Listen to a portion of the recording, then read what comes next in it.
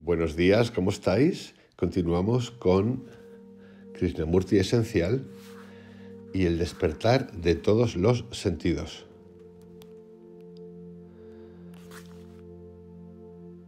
De nuevo, sabéis que el logo, el moto de este año en el canal es entrar libre para salir libre.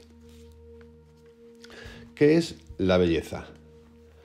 Depende de la belleza de un principio, de ciertas normas, o a través de la atención, de la proporción, etc. La belleza es algo por completo diferente.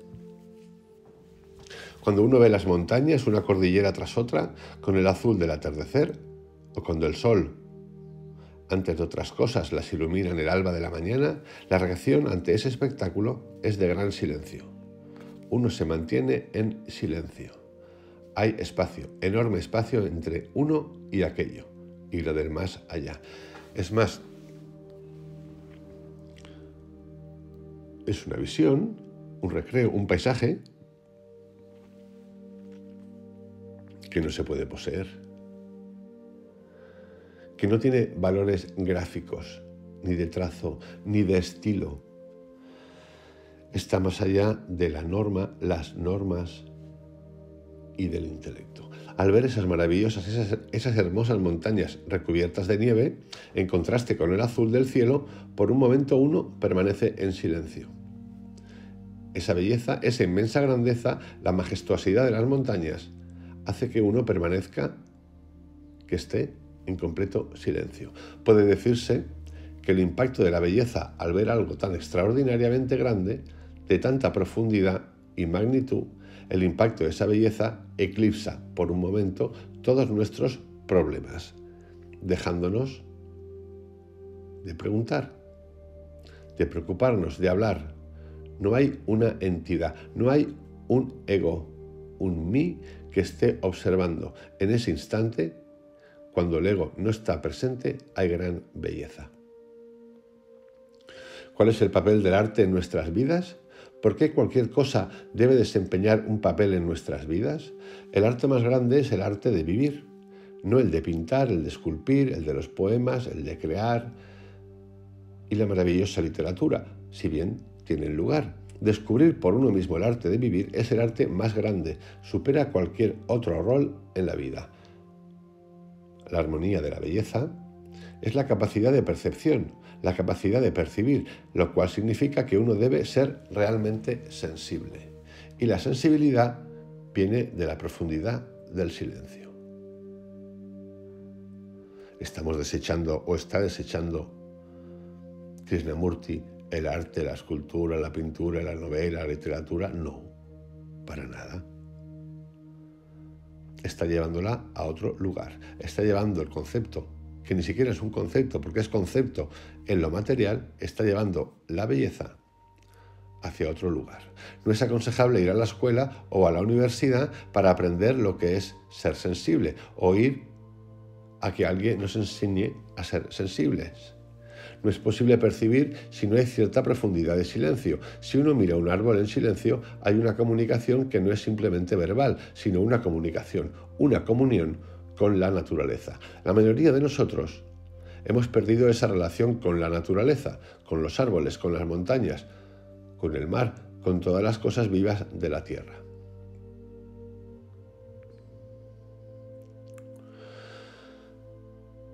Y sí, porque hoy en día, o desde hace ya mucho tiempo, en realidad nuestra relación es una relación de uso, una relación tangible, una relación de propiedad, una relación utilitaria. Ser sensible es ser sensible en la relación es darse cuenta el uno del otro. ¿Y es eso posible? El arte de vivir es descubrir una forma de relacionarse en la que no exista ningún conflicto, que sea un fluir armonioso de vivir juntos sin todas las peleas, el poseer y el ser poseído, el miedo a la soledad, todo ese ciclo de la lucha humana. El arte de vivir es mucho más importante que el arte de los grandes pintores, el escuchar música, ir a todos los museos del mundo y hablar interminablemente de ellos, o leer libros de arte puede ser un escape de los propios problemas, ansiedades y depresiones. De nuevo, ¿está excluyendo eso? No.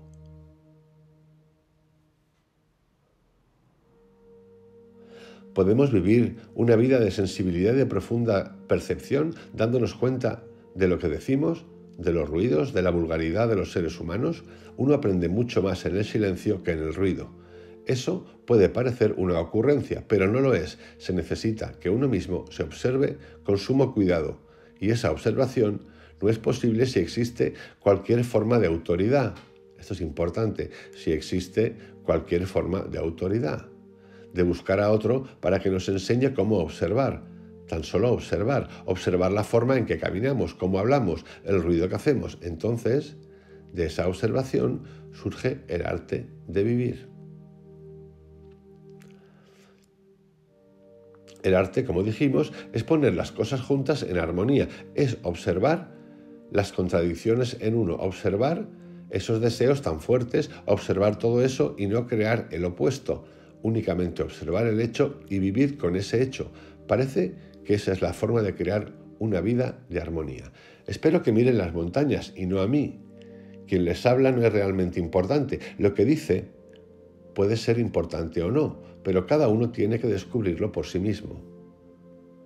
¿Qué es importante en la vida? ¿Cuál es la raíz o la esencia básica de la vida? Uno puede observarlo cada vez más en la televisión, en la literatura, en las revistas, en todo lo que está sucediendo. Las respuestas que se dan son cada vez más superficiales, más rápidas, inmediatas. Si uno tiene problemas, acude a los especialistas y ellos le dicen lo que debe hacer. Todo se vuelve tan superficial y vulgar, si puedo utilizar esta palabra sin ninguna intención de ser despectivo ni de insultar, pero todo se vuelve tan infantil. Nunca nos preguntamos cuáles son las cuestiones básicas o cuáles son las necesidades fundamentales para vivir una vida profunda. Sin duda, no son las creencias, los dogmas, la fe, ni todas las tonterías intelectuales, ya sean las ideológicas comunistas, la teología católica, Marx, Lenin, Santo Tomás de Aquino.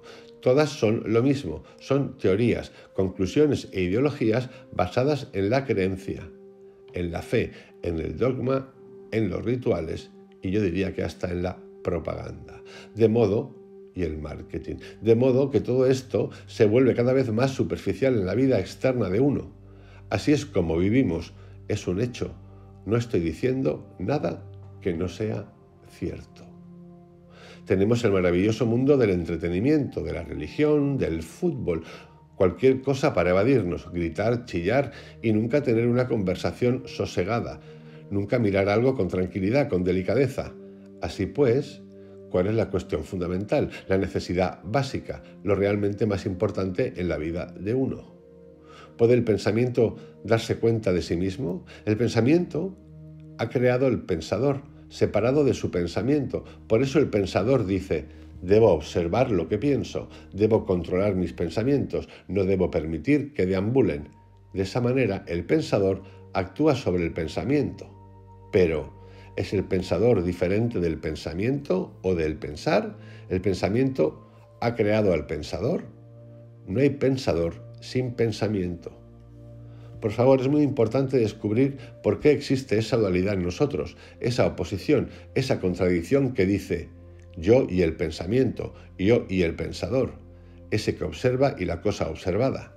Es decir, el pensador controla los pensamientos, los moldea, los agrupa en un modelo. Pero, ¿es el pensador diferente del pensamiento? ¿No ha creado el pensamiento al pensador? Seamos lógicos. Aunque sea de forma verbal o intelectual, podemos ver con mucha claridad que hay una división entre el pensador y el pensamiento, que el pensamiento ha creado al pensador, siendo el pensador el pasado con todos sus recuerdos, con sus conocimientos agrupados por el pensamiento, el cual interviene después de cada experiencia, y por eso el pensador, siendo todavía actividad del pasado, dice: el pensamiento es diferente en mí del pensador, y rápidamente lo aceptamos de forma lógica, intelectual. Pero, ¿por qué? ¿Por qué decimos que lo entendemos intelectualmente? ¿Por qué la primera reacción es decir, lo entiendo intelectualmente? ¿No es porque nunca miramos la cosa en su totalidad y solo la miramos intelectualmente? ¿Por qué lo hacemos? ¿Es porque el intelecto está más desarrollado que nuestros sentidos, que nuestra percepción directa?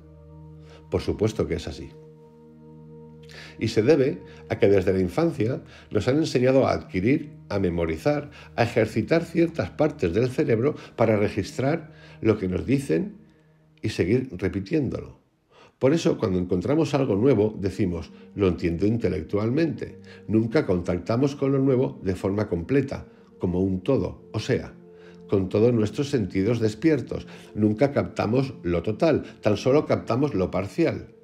Y la actividad de lo parcial es una actividad intelectual. Nunca observamos la cosa en su totalidad. Decimos, sí, eso es lógico. Y nos quedamos tan tranquilos. Nunca nos preguntamos por qué tenemos nuestros sentidos parcialmente despiertos. Percibir intelectualmente es ser parcialmente sensible, tener los sentidos actuando parcialmente.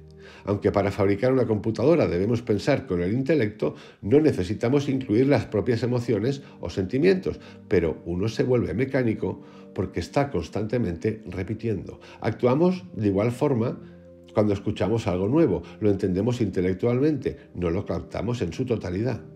Si escuchamos una afirmación, nunca la captamos en su totalidad.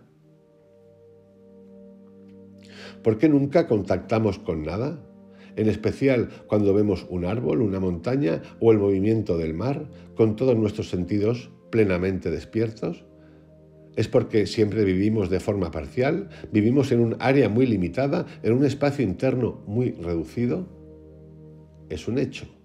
Si observamos, si miramos con todos nuestros sentidos, si lo hacemos, si miramos con todo, con nuestros ojos, con los oídos, con los nervios, con todas las capacidades de nuestro organismo y de nuestro cerebro, entonces no hay un centro como el yo que esté mirando.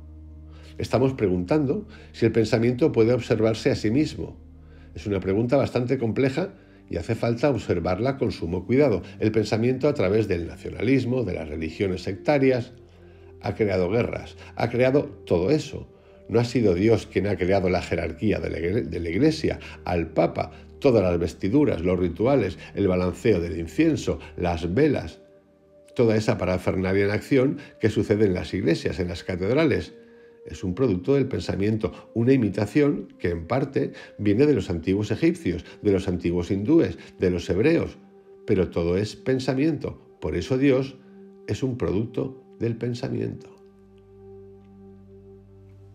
Esto mismo que acabo de contar lo podemos aplicar no solo a las religiones, a todas, sino a los movimientos meditativos, a las instituciones meditativas. Todo que es institución y ha sido pensamiento y estrategia, tiene de estos rituales, que al final son hasta rituales burocráticos. ¿Cómo investigan lo que es el silencio? ¿Qué es el silencio? ¿Qué es la paz? ¿Es la paz el espacio entre dos guerras? Eso es lo que realmente está sucediendo. Decimos que la paz es el espacio entre dos guerras, pero no se trata de esa guerra o la próxima guerra, sino de terminar con las guerras. ¿Es la paz el espacio entre dos ruidos? ¿Es la paz el espacio entre dos guerras? ¿Es la paz el espacio entre dos disputas? Y bien, ¿qué es el silencio? El silencio no puede comprarse en una tienda o en una farmacia. Quisiéramos poder comprarlo de forma rápida. Es más, lo compraríamos si existiese y tenerlo con nosotros. Seguramente no. Dentro de mucho alguien nos venderá silencio. O ya se vende silencio, diría yo. Pero no es posible comprar el silencio o la paz. Si eso es así, ¿qué es entonces el silencio? El silencio necesita espacio. Puedo estar en silencio en un espacio reducido, aislándome, cerrando los ojos, construyendo una pared a mi alrededor, concentrándome en algún asunto insignificante y encontrar así cierta paz, cierto silencio. Puedo ir a mi estudio, a mi habitación de lectura o a una habitación tranquila y sentarme cómodamente, pero aun haciendo eso, el espacio es muy limitado, no solo en esa pequeña habitación, sino también el espacio en mi cerebro es muy limitado. La mayoría de nosotros nunca nos planteamos estas preguntas, nunca pensamos en todo eso. ¿Qué es, por tanto, el espacio?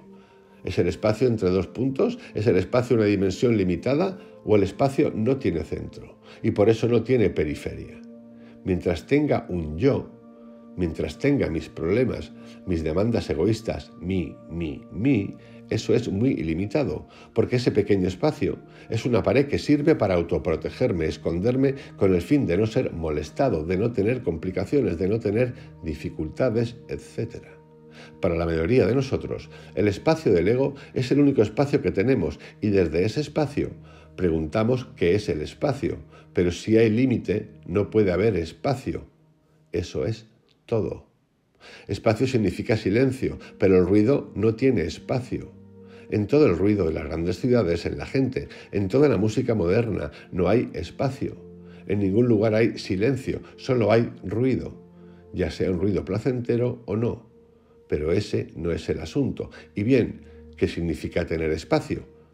El espacio entre dos notas de un piano es muy pequeño. El silencio entre dos personas que han estado peleando y después reanudan la pelea es un espacio muy limitado. Es decir, ¿existe un espacio que no tenga límite? No en el cielo, no en el universo, sino en nosotros. Tener en nuestra forma de vivir espacio, no imaginarlo, no como algo romántico, sino ese verdadero sentimiento de un espacio inmenso. Seguramente dirán, sí, lo entiendo intelectualmente, pero si captan plenamente esta cuestión, con todos los sentidos, descubrirán que existe ese espacio inmenso que está relacionado con el universo. El aprender de uno mismo es infinito, pero el aprender de los libros es muy limitado. Todo conocimiento es limitado, no hay un conocimiento completo de nada. Incluso los científicos lo admiten, el conocimiento externo es necesario. Y esa misma tendencia se mueve hacia lo interno. Los griegos y sus antecesores decían conocerse a sí mismo. Pero eso no significa que para conocerse uno mismo debamos acudir a alguien más. Significa observar lo que estamos haciendo, lo que estamos pensando, nuestra forma de comportarnos, las palabras que utilizamos, nuestros gestos, lo que decimos, la forma como comemos, observar, no corregir. No decir que es correcto o incorrecto, sino observar. Y para observar debe haber silencio, porque cuando observamos estamos aprendiendo, no convertidos en el profesor. Somos tanto el profesor como el estudiante. No dependemos de nadie más en la tierra. No existe nadie externamente que pueda liberarnos. Solo existe nuestra propia integridad interna y tener gran humildad para aprender. Como siempre, Krishnamurti, metiéndonos el dedito por los ojos a ver si espabilamos. Verdaderamente fascinante. A mí este libro esencial de Krishnamurti, que son extractos de sus charlas, esta última era de 1983, del 17 de mayo en Ojai, California. Me resulta fascinante.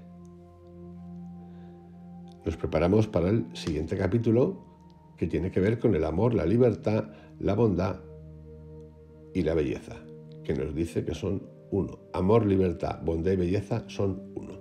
Un abrazo, que tengáis un excelente día.